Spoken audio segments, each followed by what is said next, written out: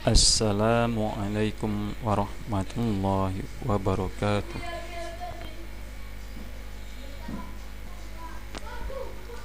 Alhamdulillahilladzi nazzalal qur'ana hudan linnas wa bayyinatin minal huda wal furqan tibyanan likulli syai'in wa rahmatan wa bushra lil muslimin. Ashhadu an la ilaha illallah wahdahu la syarika lah la na'budu illa iyyahu wa ashhadu anna muhammadan abduhu wa rasuluh arsalahu rahmatan lil alamin. Allahumma fasalli wa sallim wa barik ala muhammadin wa ala alihi wa sahbihi ajma'in wa man tabi'ahu bi ihsanin ila yaumiddin. Amma ba'du. Hadirin yang berbahagia, alhamdulillah pada waktu ini kita telah dapat berkumpul di ruangan ini dalam rangka memperingati nuzulul Quran, yaitu turunnya ayat-ayat yang pertama kepada Muhammad bin Abdillah di puncak Jabal Nur di Gua Hiro. Nuzul Quran ini kita peringati karena mengandung nilai sejarah yang sangat penting bagi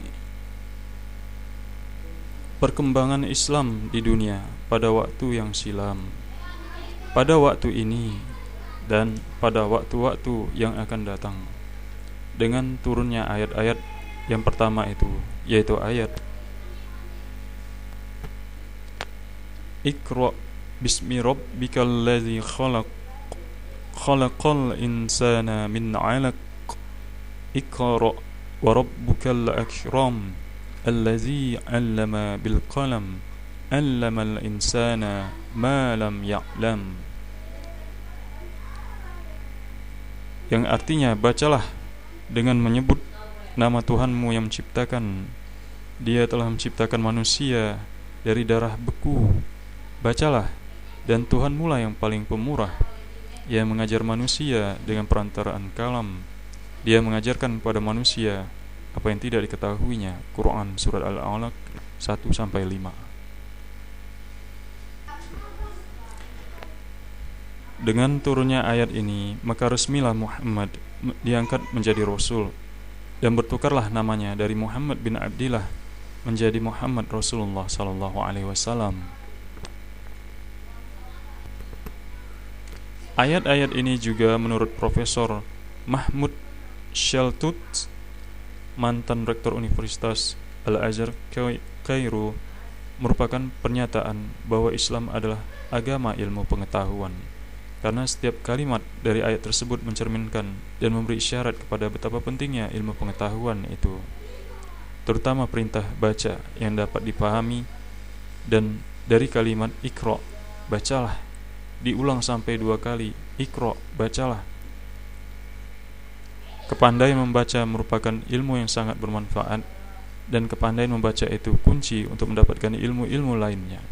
Terbukti banyak orang yang menjadi berilmu karena rajin membaca, walaupun sekolahnya tidak sampai ke tingkat perguruan tinggi. Dihubungkan lagi dengan kalimat allazi 'allama bil qalam 'allamal insana ma lam ya'lam. Allah yang mengajar manusia dengan perantaraan kalam.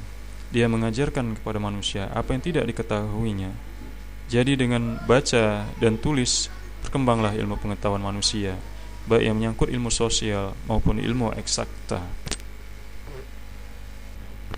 Saudara-saudara, kitab suci Al-Quran yang diturunkan sebagai wahyu Allah yang terakhir dan merupakan wahyu yang paling sempurna dan yang paling tinggi nilai isinya itu, mempunyai nama yang banyak yang tersebut di dalam kitab itu sendiri.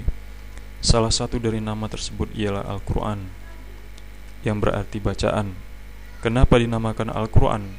Adalah supaya dijadikan bacaan setiap harinya, yang harus dibaca oleh setiap orang yang beriman, yang bertuhan hanya kepada Allah Subhanahu wa taala, beragama dengan agama Islam, dan bernabi kepada Nabi Muhammad sallallahu alaihi wasallam.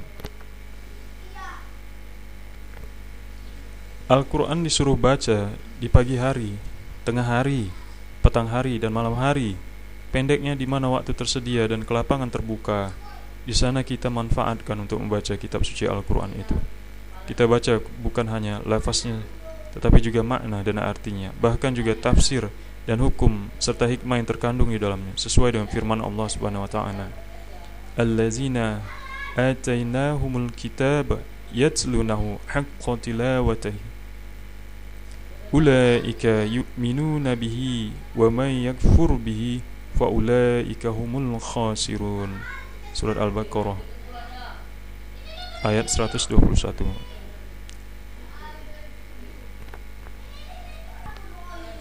Orang-orang yang telah kami berikan Alkitab kepadanya, mereka membacanya dengan bacaan yang sebenarnya. Mereka itu beriman kepadanya, dan barang siapa yang ingkar kepadanya, maka mereka itulah orang-orang yang rugi. Quran Surat Al-Baqarah ayat 121.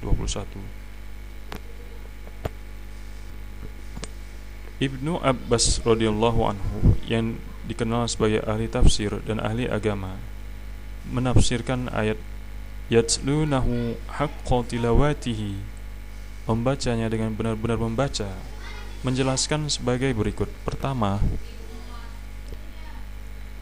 bacalah Al-Quran itu seperti yang diturunkan oleh Allah Subhanahu wa ta'ala. Jangan ditambah-tambah, jangan dikurangi, dan jangan pula dirubah. Kedua, jangan diputarbalikkan letak kalimat dan maksud isinya. Ketiga, jangan menafsirkan Al-Quran tidak menurut tafsir yang sebenarnya. Keempat, halalkan yang dihalalkan Al-Quran dan haramkan yang diharamkannya. Maksudnya, bacaanlah Al-Quran itu dengan pengertian dan pemahaman yang tepat, sehingga jelas diketahui mana yang dihalalkan dan mana yang diharamkannya. Kemudian amalkan dan terapkan dalam kehidupan sehari-hari. Dalam kaitan ini ada baiknya juga kita renungkan sabda Rasulullah SAW. Al-Qur'anu syafi'un musyaffa'un wa mahillun musaddaq, man ja'alahu amamahu qadahu ilal jannah wa man ja'alahu khalfahu saqahu ilan nar. Riwahu Hibban.